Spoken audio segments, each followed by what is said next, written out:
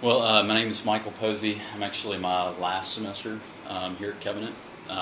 Started a little over 3 years ago. We came here, my wife and one child and one on the way from Northwest Arkansas, where we were in the marketplace, or I was in the marketplace for about 7 years, doing sales, marketing, business development with Walmart and Sam's Club. And I feel like it's kind of appropriate to start a little bit of this presentation with a little bit of background for me and how that relates to how I got to the internship and then what's kind of post-internship. First year of school felt like I was going to be trained up to be a quote-unquote good pastor and just get pumped out on the other end and go, pastor a church somewhere. And that was okay my first year. The second year, I really started wrestling because I just the traditional pastoral role it just became a little bit more evident that was not the route that I wanted to take. I'm passionate about systems, organization, structure, anything entrepreneurial, and I was just trying to figure out how that fit into a calling into possibly vocational ministry, or if it didn't have a place in quote-unquote vocational ministry. And so I started engaging with several men, one being this guy, Dr. Douglas being another, Ted Powers, Bruce Terrell up in New York, and basically just asking the question, okay, here's everything I'm passionate about, and this is what I sense kind of how God's made me and wired me. So is there room, not only in the PCA, but in kind of just church planning landscape or ministry landscape for me to function? And all of those men basically said yes, but it might be that you need to kind of figure it out yourself and kind of create it yourself.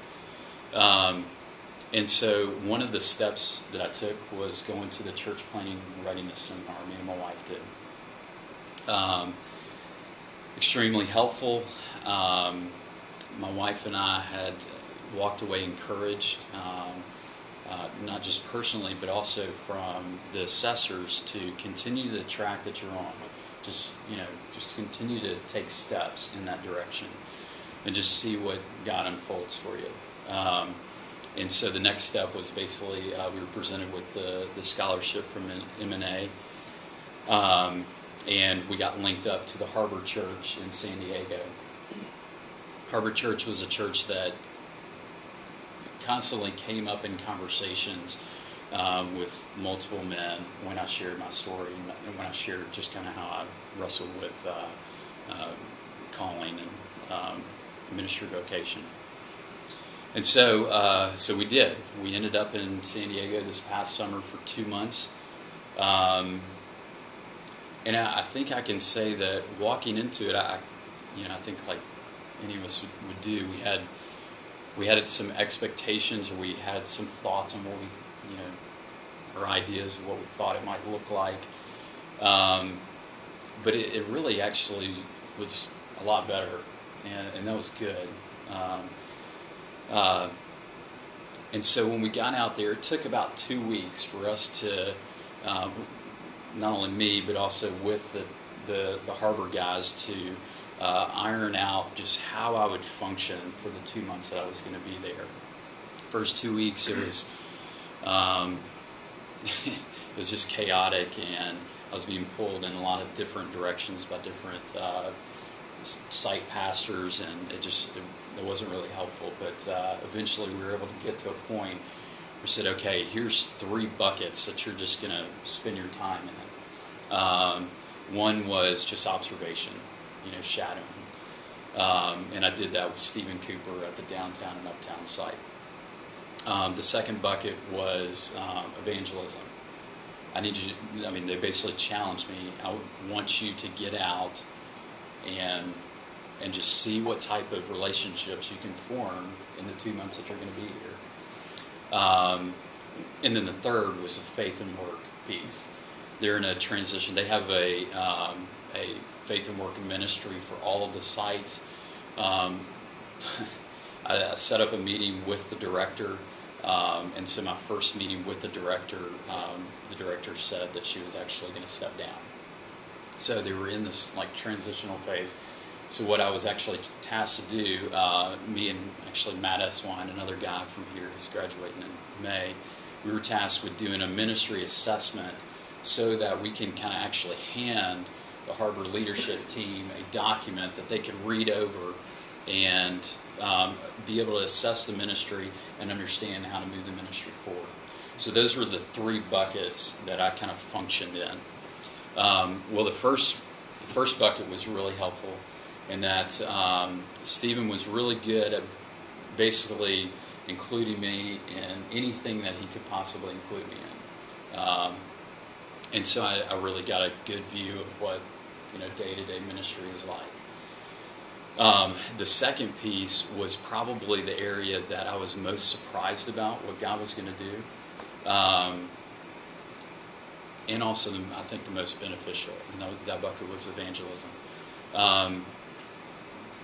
To kind of take about a couple steps back, about 10 years ago, I went on the staff with Young Life, and so within that ministry, of course, you have to know how to do evangelism.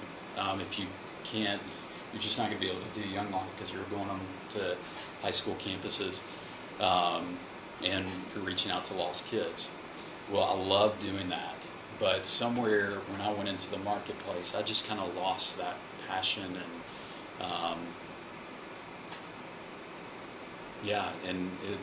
I look back at it now and it makes me sad, but being out there and just being amongst unchurched, the lost, it was really refreshing, but also it helped me understand that in my wife that this is the type of context we need to be in.